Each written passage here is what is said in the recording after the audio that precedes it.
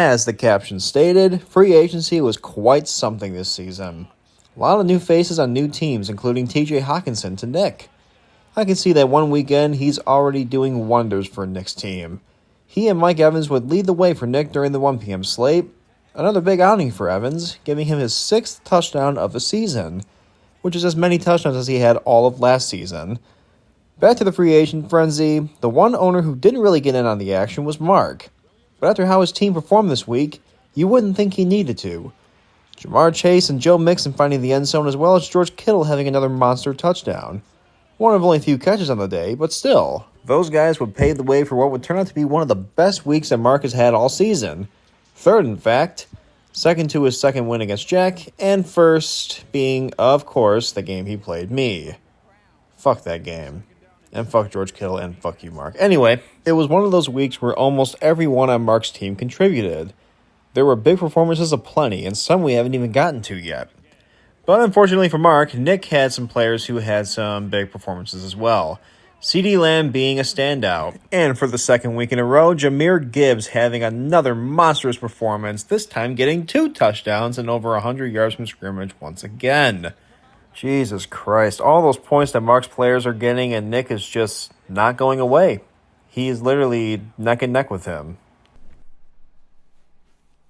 But on the bright side for Mark, he has David Montgomery returning to the fray, and he would break this one for a 75-yard touchdown, his career-long run.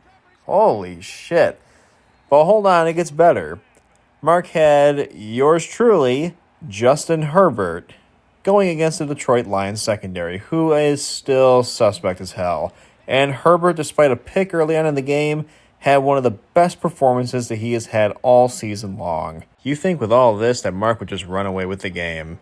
Oh no, Nick is still going. Oh no. CeeDee Lamb stayed sizzling hot with a record third straight game with 10 plus receptions and over 150 yards receiving. And of course, he got 2 touchdowns on the day. Jesus Christ. Had enough yet? I'll stop you. I'm ready when you are. Despite one of the best performances he's had all year, it was just not going to do it. Nick has another 140-plus week. Josh Allen, he was pretty piss poor in all honesty, but Nick didn't need it. And with that, we have a new leader for most points scored this season. Oh, and before we move on to the next segment, I have a big announcement to make. Now, even though it's going to display this until the season's over because the history does not update in season, congratulations, Nick. You have now become the first owner to reach 100 regular season wins. All right, it's a big game for both owners, and just like that, Jonathan is losing. I want to scream, I want to cuss. I want to scream, I want to cuss. I want to scream right now, dude. Because that's when I don't do it. It boils inside my body like a pimple, man. And then it makes me... Yep, it's been that kind of season for you. But hey, on the bright side, at least Chris Olave got a touchdown today. What a catch, too. Incredible footwork.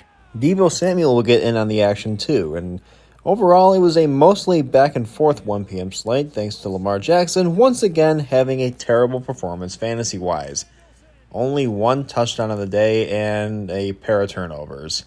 Really bad turnovers, too. And like usual, most of Jonathan's team just didn't bother to show up.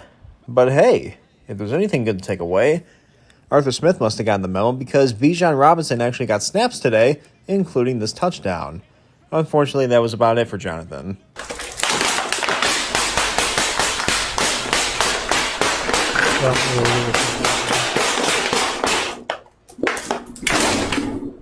As for Josh, Sam Howell would take it from here.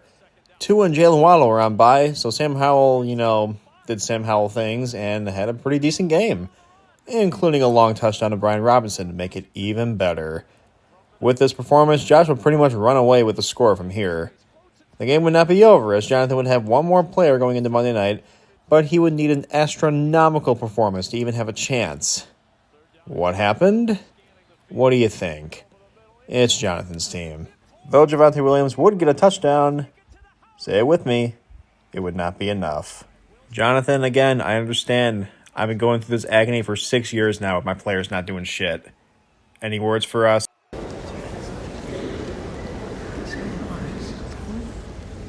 Week by week, it looks more and more like this is just a lost season. As for you, Josh, I guess you wonder where I've been. we have the best and worst team going toe-to-toe in a pivotal game, mainly for John. Nolan came into this matchup a little confident. John, you ready for an ass spank? John has a new team ready to make the playoffs. I know he's going to kick my teeth in with his new and improved squad. Like myself, John was very involved in the free agent frenzy that took place leading up to this matchup.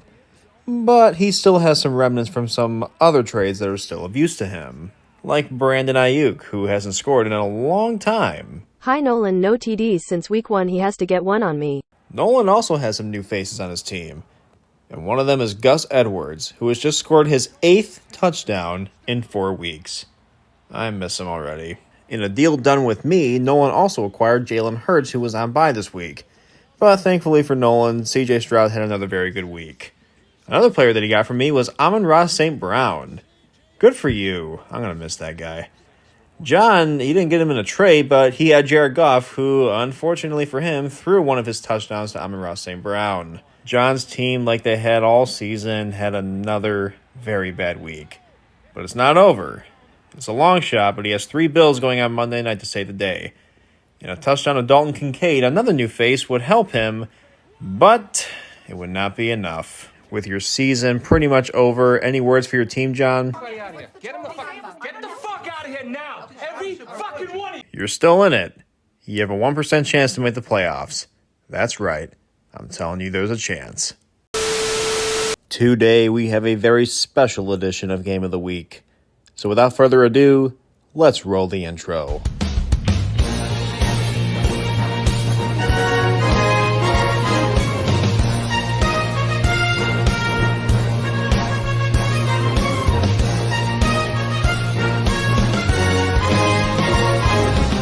It's rivalry time once again, and so with that said, and because Jack wants to win this game more than a playoff game, I will be using a very special scream for his excitement of scoring touchdowns. After getting my revenge 7 weeks ago, I am still not yet satisfied. My prey is wounded but not dead to rights. It may as well be must-win for me at this point. Nothing will be clinched if either team wins, but it will help them both tremendously. As the fight commences, I of course fall victim to Rachaad White's best career play. Fuck me, right? White. As stated prior to this segment, there was quite a lot of movement around each team.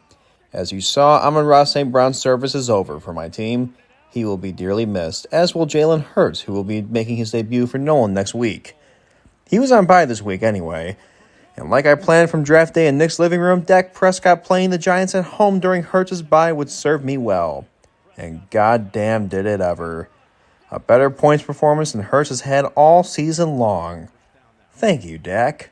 But like he has all season long for some reason, Keenan Allen would absolutely annihilate the still extremely suspect secondary for the Lions. But hey, at least Austin Eckler got me a touchdown. Should have been more, but in games like this, I'll take whatever I can get. As Dak continues his onslaught, Eckler wouldn't find the end zone for the rest of the day. But you know who would? In his first game with me, in a play that was very much needed, Kenneth Walker III would take a short pass to the house, 60-plus yards. Thank you. I almost forgive you for what you did to Michigan. But when I'm playing Jack, I don't give a shit who scores for me. Just fucking do it. Lord Kyle just won. Jesus, no, I did not. Please stop. Yes, you did. Shut your filthy fucking mouth. It's not over until 000's on the clock, Jack. And this fucking play, thank you very much, Lions secondary, would get Jack right back into the game. God damn it, Lions. At least you guys won, though. So Jack needs to combine 26 points from Diggs and Sutton. I need them to shit the bed. Perhaps this will help. 1/2 teaspoon for fast, effective relief.